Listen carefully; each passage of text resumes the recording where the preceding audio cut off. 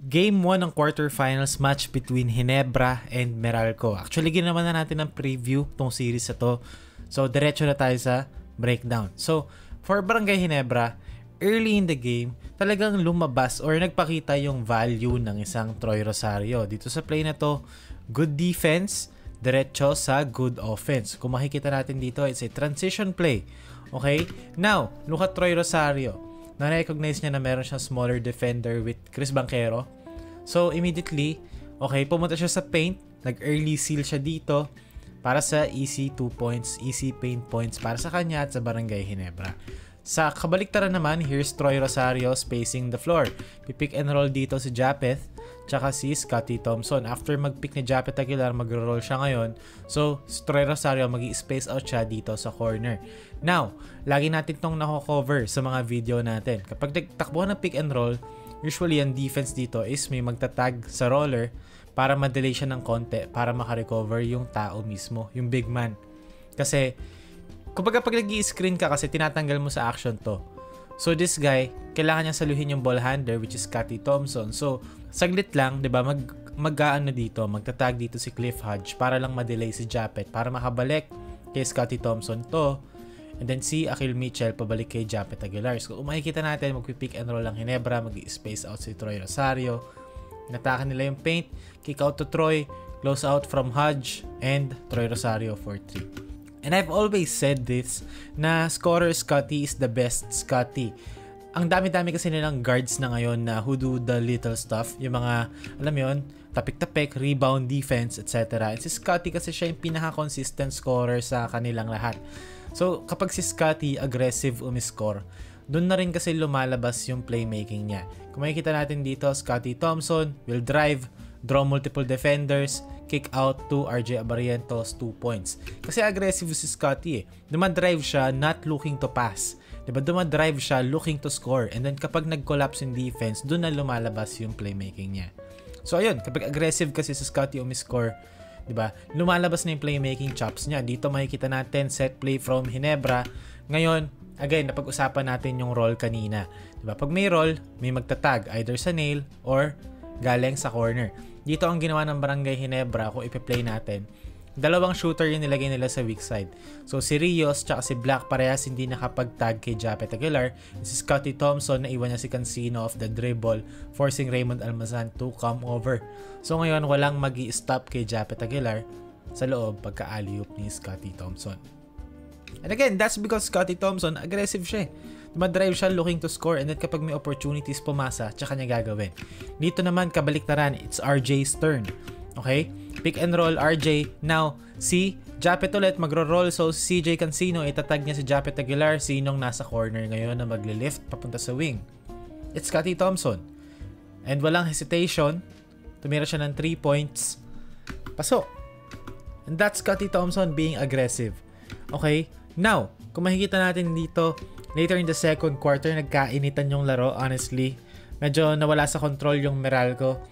And ito kasi yung, alam mo yun, Meralco, gusto ko yung Meralco as a team. Pero minsan kasi nawawala sila sa focus. Instead na maglaro na lang sila ng laro, nauuna yung pagrereklamo, nauuna silang, alam mo yun, nauunang sisihin yung mga ibang bagay instead of just playing the game and, you know, playing better, kumbaga. Tapos ayun, after nilang mag-inarte, nag-run ng Barangay Ginebra.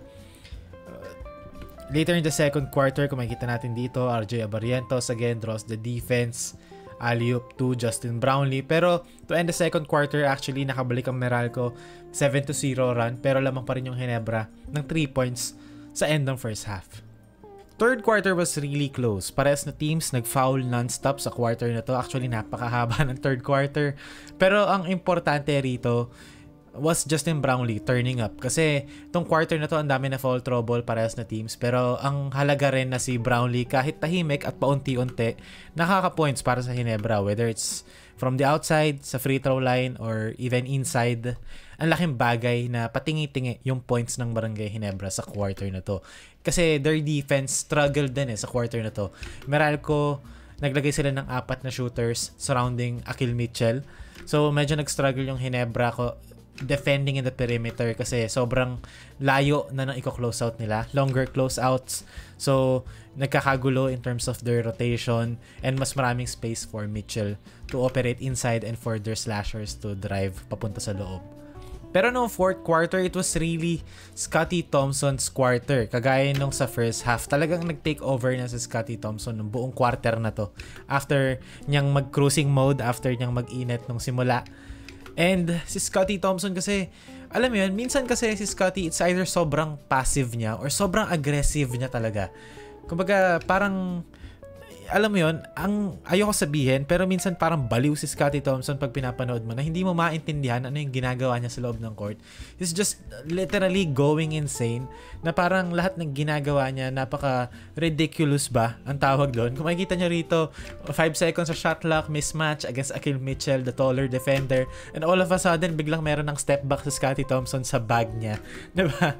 All of a sudden, kagaya dito sa play na to, makakasundot siya, na bigla na lang siyang darating sa picture, makaka-putback.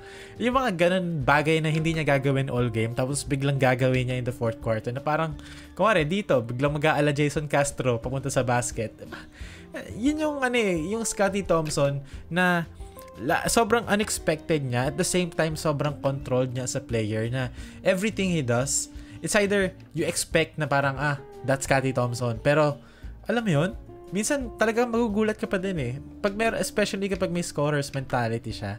Ibang-iba eh. Talagang ang hirap i-explain ng mga nangyayari. Talagang playmaker siya literal. Not necessarily, assisting.